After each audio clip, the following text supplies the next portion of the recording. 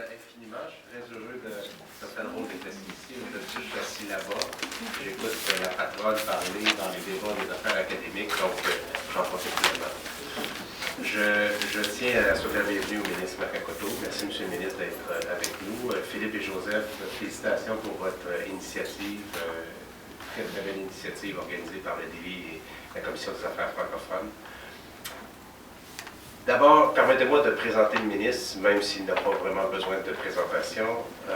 Monsieur le ministre Makakoto est natif de Douala au Cameroun, et je pense qu'il est l'incarnation même que le Québec accueille les meilleurs talents, et non seulement les attire, mais les retient, et ça, nous en sommes très fiers. Monsieur le ministre est devenu ministre de la Culture et des Communications en septembre 2012, et avant d'être ministre, il fut tour à tour, évidemment, député provincial, mais également député fédéral depuis l'élection de 2004.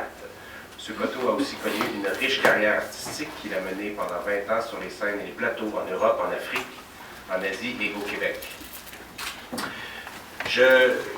Comme j'ai dit, je souhaite, évidemment, je suis très heureux de l'initiative du DELI et de la Commission des affaires francophones. Vous savez, le DELI français est une institution à McGill qui existe depuis 1977, une institution qui permet de faire vivre la langue française et dans le fond, de faire rayonner la langue française sur le campus.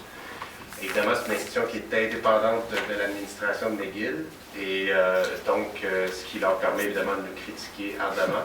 Mais évidemment, comme ils le font en français, je le prends toujours avec beaucoup de plaisir. Et il semble que c'est la première conférence que le DELI français organise depuis 1980. Alors, je salue l'initiative et en fait, j'espère que ça va devenir une tradition. Et je peux vous dire que vous pouvez compter sur l'administration de McGill pour vous soutenir dans ce genre d'initiative dans le futur si jamais vous souhaitez poursuivre. Vous savez, McGill n'a jamais été aussi francophone que maintenant. Et nous accordons une grande importance aux Français à McGill. D'ailleurs, ce n'est pas sans...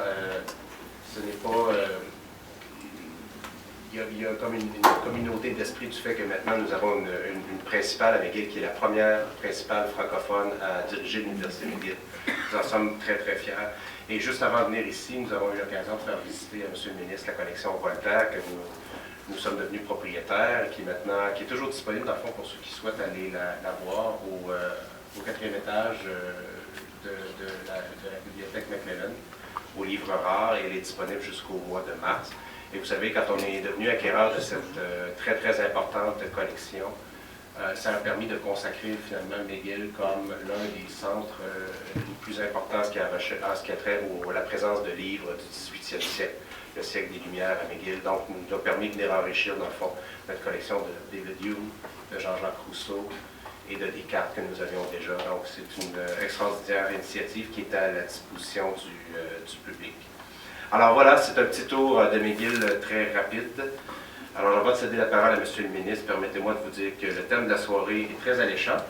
Méchante langue, regard français en Amérique du Nord. Et en fait, cette question, qu'est-ce qui a permis à la langue française de survivre en Amérique du Nord et de se développer? Alors, c'est une réponse qui, dans le fond, je serais curieux d'entendre la réponse. Et donc, je vais écouter non seulement le ministre, mais aussi les conférenciers avec beaucoup d'attention. Merci.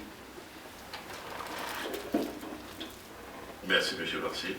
Merci de nous recevoir.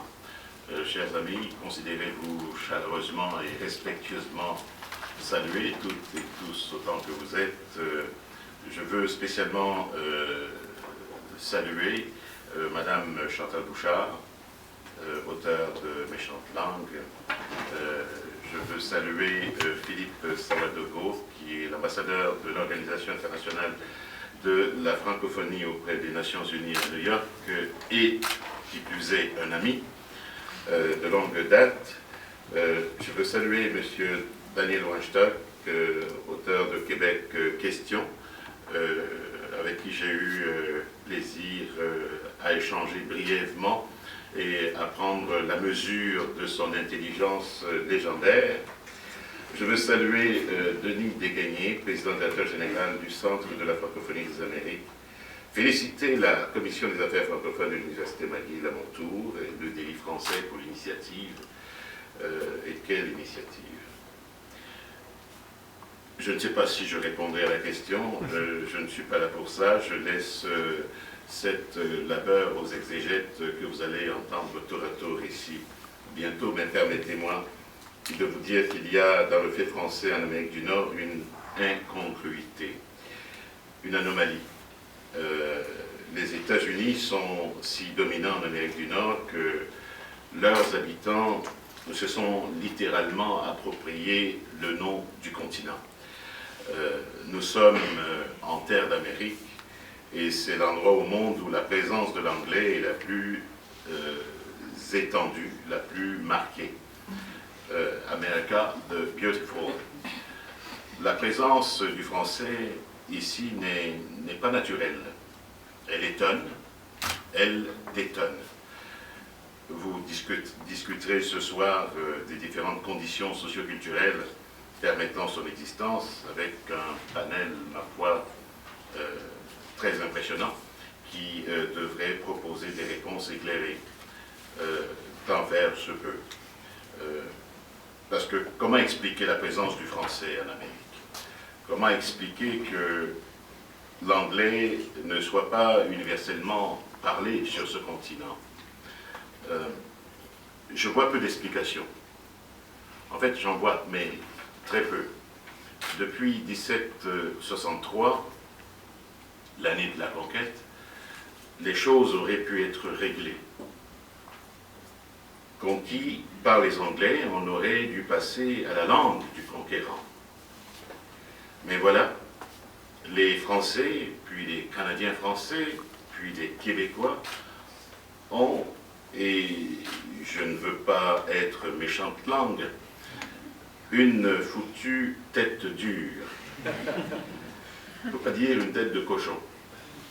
On pourrait dire entêté, obstiné, déterminé. Et c'est pourquoi le thème de méchante langue convient si bien.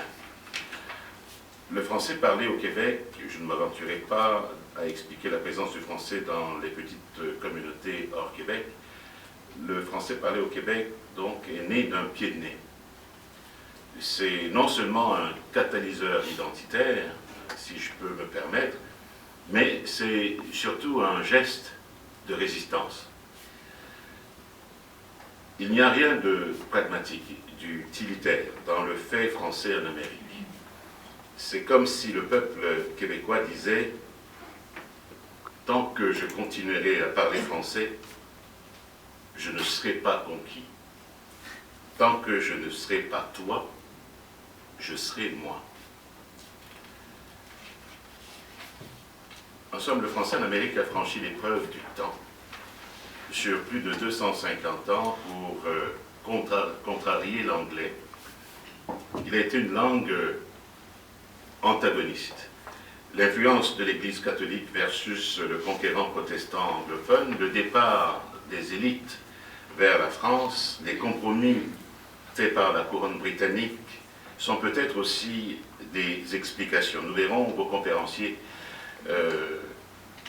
tout à l'heure, peut-être qu'ils aborderont ces aspects-là.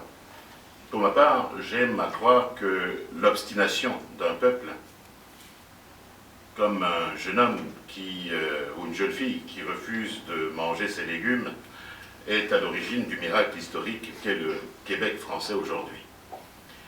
Parler français aujourd'hui au Québec ne relève plus de la même audace. Le gouvernement a mis en place des mesures de protection linguistique moderne et appropriée, si bien défendue par ma collègue Diane de Courcy. Ces mesures étant la Charte de la langue française, les commissions scolaires linguistiques, la politique d'immigration et j'en passe. Mais parler français au Québec nous enracine clairement dans notre histoire collective. Si l'anglais en Amérique est une langue de conquérants, de vainqueurs, le français est une langue d'insoumis.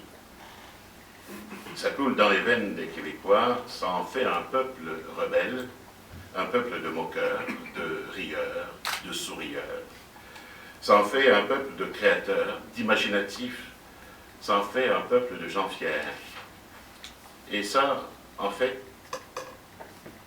je dirais que ça en fait un peuple qui fera bien ce qu'il voudra, qui décide selon ses coups de tête, un peuple à qui on n'imposera rien. Ce sont ces traits de personnalité qui l'ont amené jusqu'à aujourd'hui. Ce sont ces traits de personnalité qui font que celles et ceux comme moi qui viennent d'ailleurs, moi je suis né à 12 000 km d'ici, ceux qui viennent de l'étranger en deviennent amoureux dès le premier instant. Je laisse la place à nos exégètes. Merci.